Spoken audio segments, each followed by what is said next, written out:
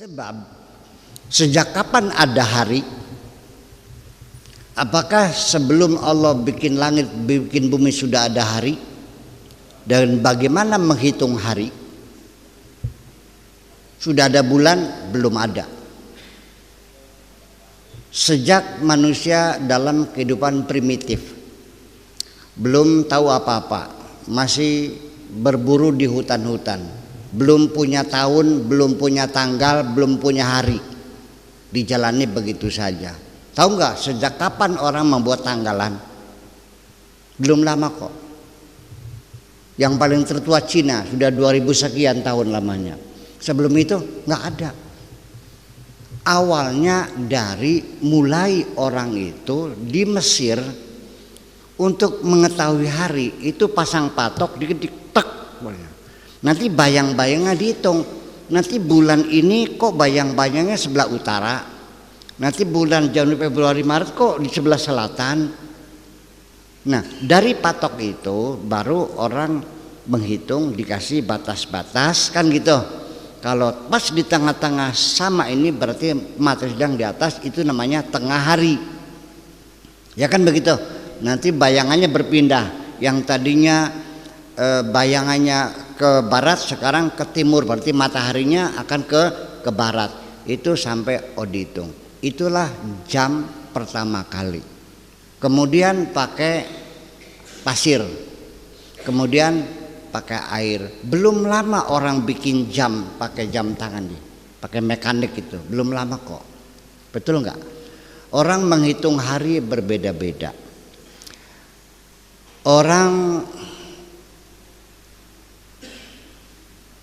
bulan Masehi atau bulan Syamsiah itu 1 minggu berapa hari?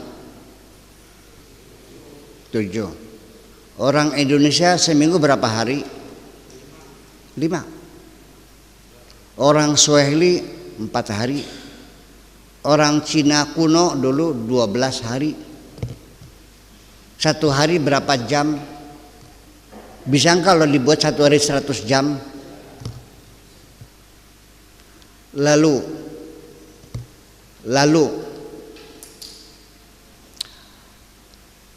kapan disebut hari? Sama nggak dengan 1 hari 1 siang? 1 hari itu siang dan malam. Ya kan begitu. Tadi katakan Yuli Junaharo Filel. Kenapa disebut Allah memasukkan siang ke dalam malam? Memang dimasukkan gitu, kayak masukkan jam begitu. Ini siang ini karena bumi kita ini bulat. Ketika menghadap ke matahari, bagian bumi yang menghadap matahari disebut siang, yang membelakangi disebut malam. Nah, ketika berputar, siangnya kemana? Ya masuk kemana? Ke malam. Malamnya kemana? Ya masuk ke siang. Itu makanya yulijun nahar fil lail wa yulijun nahar fil yulijul lail fil nahar wa yulijun nahar fil lail, seperti itu. Nah, 1 kali putaran itu dihitungnya 24 jam. Juga tidak tepat. Itu 23 jam 56 menit. Jadi kurang 4 detik per hari itu. Enggak tepat sekali. Makanya nanti digenapin dengan bulan tahun kabisat. Bulan Februari itu digenapkan menjadi 29. Betul enggak? Itu hari terjadi dibuat oleh manusia berdasarkan bumi berputar menghadap matahari. Nah, kalau dikaitkannya dengan bulan, paham nggak? Maka jumlah harinya berbeda, betul nggak? Selisihnya 11 hari. Nah, sebelum ada matahari, belum ada bulan, sudah ada hari belum? Udah. Ketika bumi tidak berputar, ada besok enggak? Berarti hitungan yang Anda pakai adalah hitungan logika manusia yang artifisial berdasarkan posisi bumi, posisi bulan, dan perputaran benda-benda langit yang lainnya. Itu saja persoalannya. Jadi jangan Anda pikirkan 7 hari seperti Sabtu, Minggu, Senin, Selasa, Rabu, ya tidak juga. Nah, cuman ada isyarat gitu bahwa satu hari itu ya'ruju ilaihi fi kulli yaumin miqdaruhu khamsina alfi sanatin mimma ta'uddun. Satu hari menurut Allah itu miqdaruhu khamsina alfi sanatin, 50.000 tahun mimma ta'udun yang kita hitung. Jadi 6 hari itu dikalikan 500.000 tahun dikalikan 6 berapa jadi? 50.000 khamsi alf, 50.000 dikalikan 6 berapa jadi? 300.000 tahun. Itu terjadinya tata surya kita ini, bukan alam semesta, tata surya kita ini. Itu dugaan. Dugaan yang lain itu banyak sekali, banyak dugaannya. Ada teori nebular, ada teori bintang kembar. Ketika teori nebular itu sendiri muncul, umat Islam ikut mendukung. Karena teori nebular ini terjadinya alam semesta adalah dari kabut, ya. Mengeras, membentuk, akhirnya menjadi planet-planet, menjadi galaksi, awalnya dari kabut. Umat Islam buru-buru mendukung. Islam juga meyakini bahwa alam semesta ini asalnya dari kabut.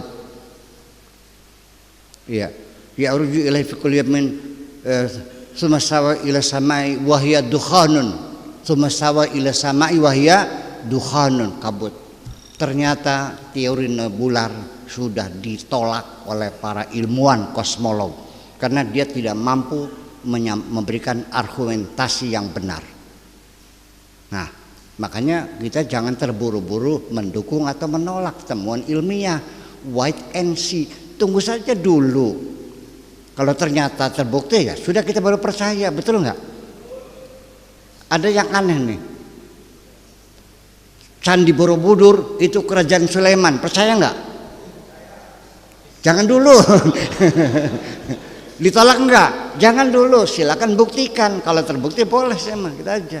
Itu sikapnya begitu, jangan terburu-buru menolak.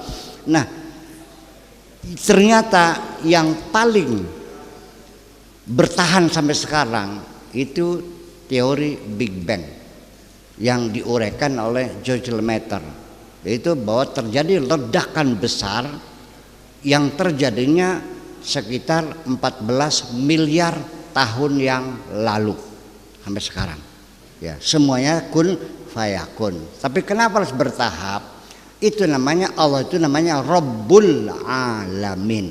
Bukan Ilahul Alamin tapi Rabbul Alamin. Artinya rububiyah di sini artinya Allah memberikan pelajaran penting bagi kita bahwa dalam hidup di dunia diberlakukan hukum alam, yaitu apapun semuanya mesti melalui proses. Jadi kita nggak usah menuntut kenapa Allah tidak kun saja langsung jereng saja sampai nunggu 14 miliar ya gitu. Bahwa Allah memberlakukan hukum alam ini permanen. Sekali besi dipanaskan mengembang selalu selamanya. Setiap benda dijatuhkan masih turunnya ke bumi, namanya gravitasi. Jangan berharap ada benda yang dijatuhkan dia terbang. Itu hukum alam. Seseorang manusia lahir mesti dari perempuan, tidak mungkin datang dari laki-laki. Dan orang bisa punya anak harus kawin dulu, ada pembuahan. Orang mau pinter ya harus belajar, betul nggak? Itu semuanya adalah hukum alam, undang-undang yang berlaku. Tetapi sekalipun demikian ini berlaku untuk kita, tidak berlaku untuk Allah. Allah bisa menghentikan hukum alam kapan saja. Dan telah sering Allah membuktikan bahwa Allah menghentikan hukum alam. Nabi Ibrahim dibakar tapi tidak hangus. Betul nggak? Lautan bisa dibelah, betul? Orang mati bisa dihidupkan lagi, betul? Orang buta bisa melek lagi, betul? Itu semuanya Allah membuktikan aku maha kuasa untuk menghentikan hukum alam, tapi kamu harus tunduk pada hukum alam. Setuju? Itu aja persoalannya. Oke. Jadi saya kira mungkin begitu sajalah. Mudah-mudahan dapat dimengerti. Jadi kalau kita melihat ayat Quran sepertinya paradoks atau kontradiktif, ya sudahlah, kita praduga kita mungkin barangkali pemikiran saya yang masih sangat sederhana dan otak saya yang terbatas. Wallahu a'lam bis shawab.